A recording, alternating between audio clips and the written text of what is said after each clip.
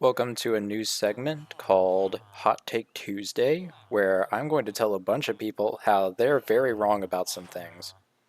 And if it wasn't obvious by the title and the fact of where I'm standing, the first one is going to deal with villagers. Because I hear a lot in videos and in posts that I read that villagers are overpowered. And I'm here to tell you that villagers haven't been overpowered since they were nerfed in the Village and Pillage update. And yes, I said they were nerfed.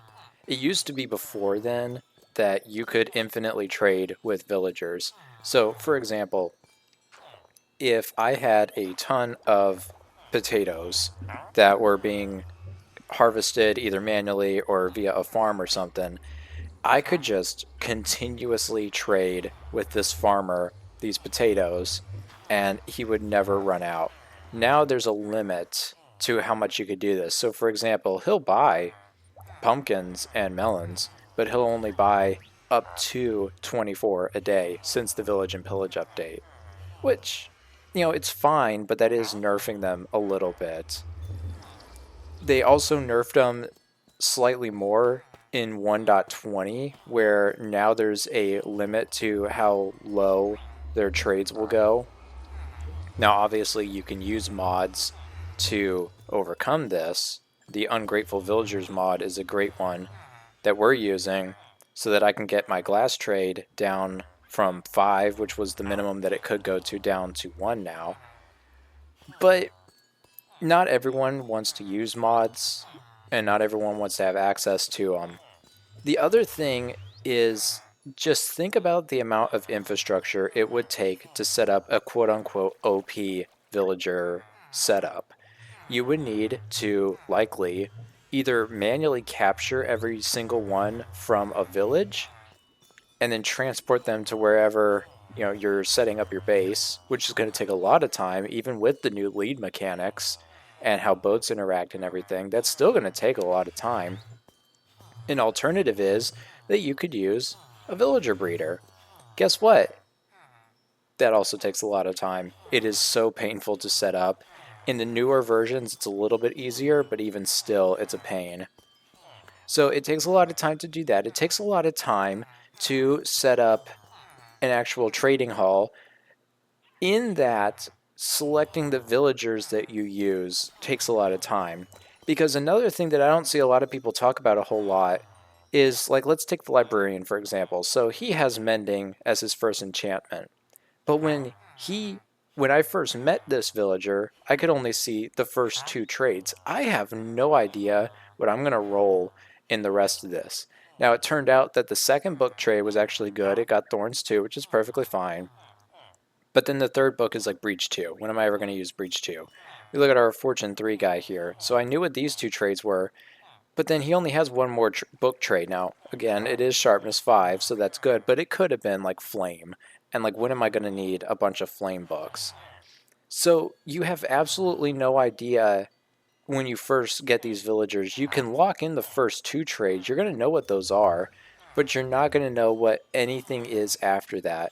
And if you're wanting a super OP villager trading system, you're either going to have to vastly increase the amount of villagers that you have in your trading hall, which again is going to be timely, or what you're also going to have to do potentially is you can breed villagers together and make it to where you get more of a better idea of what these next incoming trades are going to be. But again, that is a very time consuming process and not one that a lot of people are going to want to invest that much time in.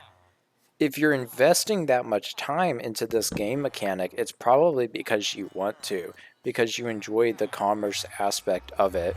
It's not that you're trying to cheat the game or anything like that. Another big thing that I see a lot of people talk about when it comes to villagers is how you can get every single block in the game, la di da di da.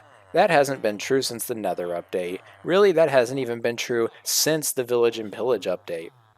Let's take this librarian for example. Okay, I can get some books. Oh, lanterns. Lanterns is good. Glass is good. Who's buying compasses in mass? Name tags are fine. Let's take this cartographer, for example. Oh boy, I'm going to keep spamming by Savannah Village maps. Oh boy, I really need a ton of yellow and pink banners, and I didn't even know what color banners those were going to be when I first got them. Oh boy, I really need to buy a lot of globe banner patterns, even though I only need one of them for doing banners. Farmers are kind of like the one exception, I feel like, where yes, you can buy a lot of golden carrots and you know that trade's going to be there. If you're me, you're going to want to buy a lot of cake. But like, who's going to be buying a bunch of cookies? Who's going to be buying a bunch of suspicious too when most of the time they're just poison? Really, like bread? Why do I need bread if I can get golden carrots or pumpkin pie, which is even better? So, like, there's that aspect of it is a lot of times they're selling useless stuff. The other thing is that they have not been updating what you can actually buy from villagers since the Village and Pillage update. So, like a prime example, you can't get anything copper related from villagers.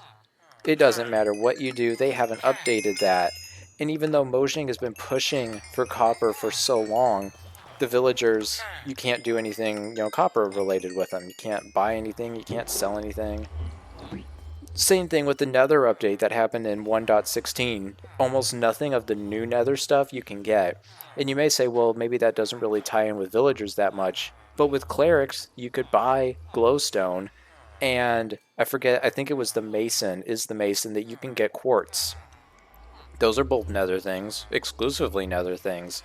So why can't I get, warped stuff from these guys? Why can't I get, maybe bone blocks that you would get from the soul sand biome? Maybe I want some soul torches. You can't get any of that from these guys. Copper stuff. Maybe I want some copper lanterns. You sell me regular lanterns. I can't get copper lanterns from you? Like, what's the problem? You know, it's just these kind of things where they haven't updated them properly since 1.14, aside from trying to nerf them in 1.20.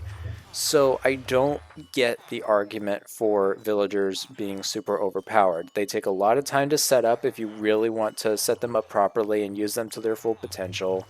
You have to spend all that time re-rolling trades if you want to get the exact trades in the first two slots.